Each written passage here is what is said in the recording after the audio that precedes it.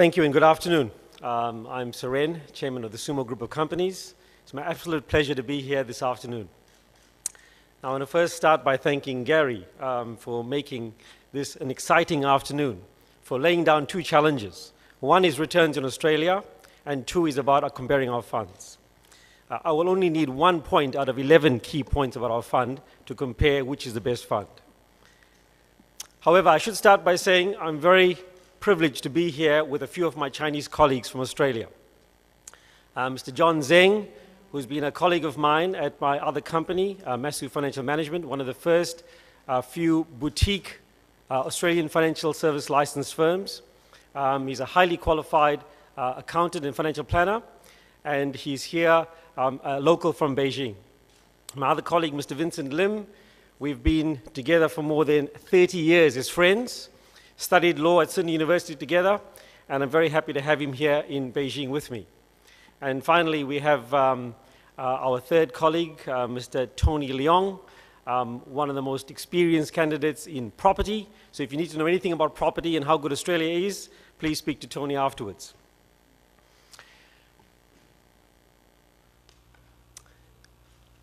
I have quite a few things to talk to you about today, but I won't repeat a few things because much has been said earlier on. And I'm sure Sandra will cover some of the key points that I was going to say. I should start with who our group is. But again, to save some time, Roxby Media has written some good articles in their publication, which you will read a little bit about who Sumo Group is. In summary, our main aim is to take care of people. We created 5 pillars of the Sumo Group to look after your financial well-being, to remove the disturbance of money, and then to help you find balance, focus, peace, and harmony in your life. So we're there to take care of you, the individual, with our holistic approach to financial advice. However, the exciting part about the group is the new product we've created called Sumo SIV Managed Fund, which again, I will save the best for last. I only need 1 point to compare to Gary, as I said. But let me just re-establish the case for Australia. Because I think it's important we re-establish that for those that weren't here this morning, and for those that may have had a bit of an afternoon nap that needs to recapture some of the issues of why Australia, why migrate to Australia. I should start with this picture. I was born in South Africa. I am of Indian origin. I love China, but I call Australia my home. So good day, mate. Henry Wang earlier on made a fantastic case for why you should look to both invest and migrate to Australia. So I won't repeat a lot of the details I was going to repeat about why Australia. However, I want to show you some pictures. Who has been to Australia in this room? Good. So there's a lot of people who haven't been to Australia. Let me summarize just the social aspects of Australia before I look at the important case, the investment case, which is the second challenge of returns in Australia, which I disagree with Gary on. Firstly, in terms of Australia's social standing and in terms of Australia's standards, it has one of the highest standards of living in the world.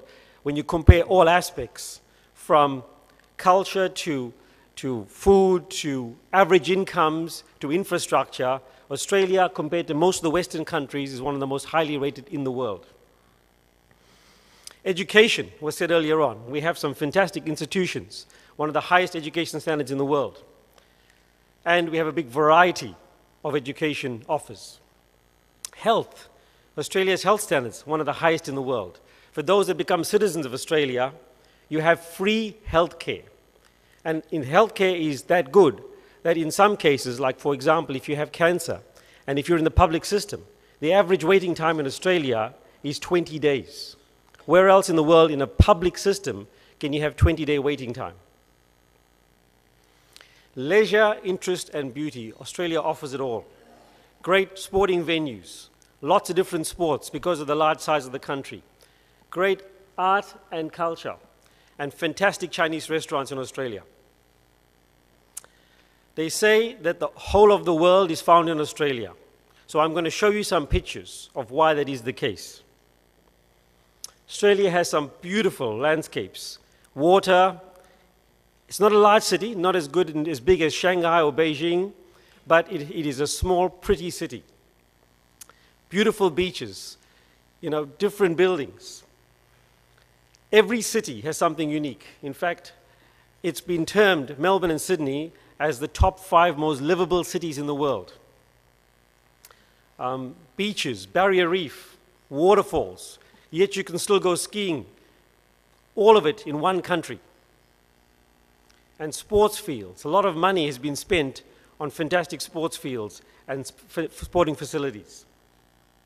For those that like to have a bit of fun, we've got some nice casinos as well in Australia. And most importantly, our education institutions are historic, beautiful.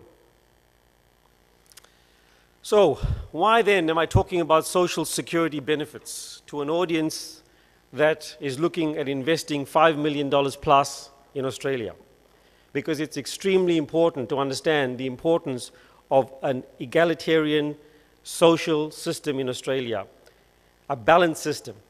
With good social security, it means a country has very strong rules, very balanced. So we don't see extremes. We don't see problems like we've seen in some parts of the world when you have big divides, big issues. You get what you pay for. Some people say the taxation system is high in Australia, but a lot of it has gone into infrastructure, social security, sporting facilities, etc. But the big question is, everyone is saying, has Australia had its best? Is Australia slowing down? Will this continue? That is the big question. So I'm here to make the economic case for Australia. Gary said, I think he was close to saying you get arrested if you earn 3% per annum, per month in Australia. Let's just ask the question, how does Australia compare to the rest of the world? Now, I know in China and in some parts of the world, one can earn some extremely high returns. But does every good thing in the world last, is the big question you've got to ask. Is the mining boom over? We've had some evidence earlier on from some of the speakers about what's happening in the mining world. Will Australia's economic growth fall the same as the rest of the Western world? So is there an economic case that would encourage you to migrate to Australia? Or is there going to be problems? Let me just touch on some key things. Number one, inflation. Inflation in Australia is relatively low, less than 3%. It's a very positive thing with low inflation. Number two, unemployment compared to the rest of the world or the Western world, US, UK, Japan, is relatively low. Official interest rates, they say in Australia, has been a bit high, but that's a good thing because when they need to stimulate the country, they reduce interest rates and it has a big impact, a positive impact, as we've seen recently, on the Australian economy. So, how is Australia different to the rest of the Western world? When the world had a global financial crisis and most of the banks that got in trouble for lending too much of money were rescued by governments around the world. Most of the governments around the Western world borrowed a lot of money and created a huge amount of public debt. In fact, so much of public debt that the GDP, is not able to service that amount of debt and may not be able to service it. So there's huge amounts of public debt compared to the GDP, which puts it in a higher risk territory. And one has to ask, what is the impact of this huge amount of debt? So central banks stepped in to rescue governments. And how did they rescue governments? They reduced interest rates and expanded the money supply. So you have to ask the question, when you expand the money supply and there's no new production, what impact could inflation have on the world? Now in the East, countries that are poor countries like Egypt, like India, etc., high inflation causes a lot of problems because food, etc., becomes expensive. But what happens in the West is the big question. And the question you must think about in regards to Australia. And most importantly, you all are from China. Has China stopped economic growth? And the answer is absolutely not. When I look around Shanghai, Beijing, I just see growth happening. For that growth, Australia has a lot of resources. There's a lot of positive things that ties Australia into China. Let me just tell you about the track record for Australia. We had lots of crises in Australia. the 1987 stock market crash. Most of you will remember the Asian crisis in 1997, the currency crisis, and also more recently, the 2007 global financial crisis. How did Australia do? Just in 2012, as an indication, after the GFC, Australia achieved one of the highest annual growths compared to all the Western countries, significantly higher than most of the Western world. Australia is still the 12th largest economy, the 8th largest stock exchange in the world, and 8 is a special number for Chinese. There's a good reason why it's 8th largest in the world. Global trading last year, 627 billion, not a small number for imports and exports. So, the big question that Gary raised earlier on, is Australia boring? Do we have low returns in Australia? Let me ask the question. Over the last 107 years, and Gary stole my thunder, which is the best performing stock market in the world over more than 100 years, worldwide? Yes, it's Australia. Over 100 years, very consistent. You need consistency. You don't need big growth and volatility. You need consistency. Australia is a consistent, safe, long-term country. I heard earlier on some of the speakers talking about government bonds in Australia, and therefore it's better than property. Let me just make a very small case for property in Australia. We have spent more than 23 years in the property market in Australia, but I want to say a few things. Since 2007, when Australia was accused of being an unaffordable country, interest rates have come down significantly. That's now more affordable than ever. In fact, Australia is on sale. The exchange rate is coming down, so it discounts the price of properties from a foreign buyer. Government debt, about 12% of GDP, is relatively low. So when the world is printing money and Australia is not printing money, what do you think will happen? If money comes into Australia, what will happen to property? Property prices will rise. And so what we're seeing in Australia is an interesting phenomenon. Not enough supply compared to the demand. Inflation, printed money, pushing up values. There's a significant shortfall in many parts of Australia. Sydney, one example, where almost 15,000 dwellings a year shortfall. So property is very compelling in Australia. Medium house prices, if you look at history of Australia, has gone up significantly, the average price of property. If you look at your average price of property in Shanghai or Beijing, you will know why a small country like Australia not producing enough will have a positive impact on property prices. So the big question, why is the Australian economy with its impact on shares and property relevant to Sumo? Why am I telling you about shares and property? Because we've created the ultimate weapon called the Sumo SIV Managed Fund. Sumo means super money. And why it's the ultimate weapon? It's a special structure that there's no other competitors for right now in Australia. It's a unique structure that's ASIC approved. And it's a unique structure that allows you to buy direct property and direct shares and control it yourself without any other fund manager having a choice on the assets you choose. You can buy your own home as an investment property. You can buy a home using our SIV fund and live in the home. And after 4 years, when you take the home out of the fund into your personal name, we have some special tax rules. Rules that ensure you don't pay stamp duty on transferring the property back to your own name, or capital gains tax if you transfer it back to your own name. But what I want to say to you is about the Sumo Group, more importantly, is that advice is number one. We are here to look after you, and we have a high-quality team of people.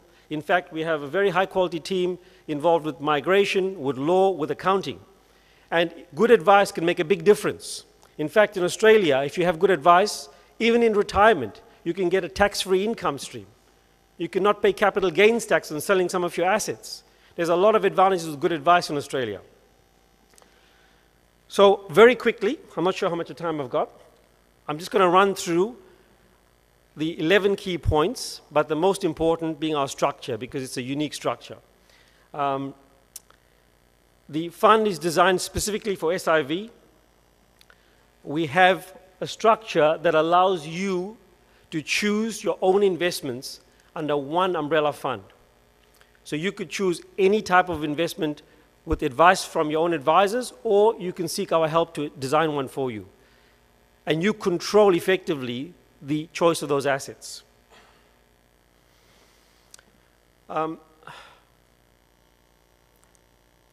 The one-stop shop allows you to decide who your other advisors are. So we are happy to work with a different team of advisors. We are happy to work with your migration agents, your lawyers, or if you don't have one, introduce someone to you that works as a team.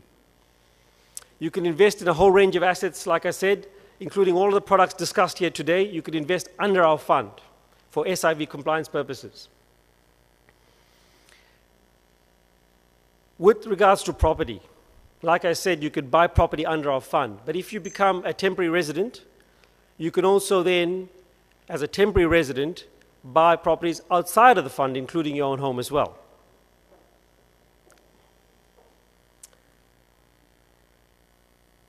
And importantly, that one fund provides reporting and transparency, so that under one fund you could switch investments, you get one report, you get one taxation report, so it makes it very easy for you to manage your money whilst overseas. The most important thing I want to leave you with is our referral program. We will work with your people, providing good incentives. We will take care of you when you come to Australia. We are waiting with some nice Rolls Royces at Sydney Airport to pick you up. For those that haven't seen Australia, take you for a nice cruise along the harbour to understand the Sydney harbour, and set up the right advice for you to make it easy for you. So thank you very much for your time, and please see one of our colleagues if you want to. Thank you.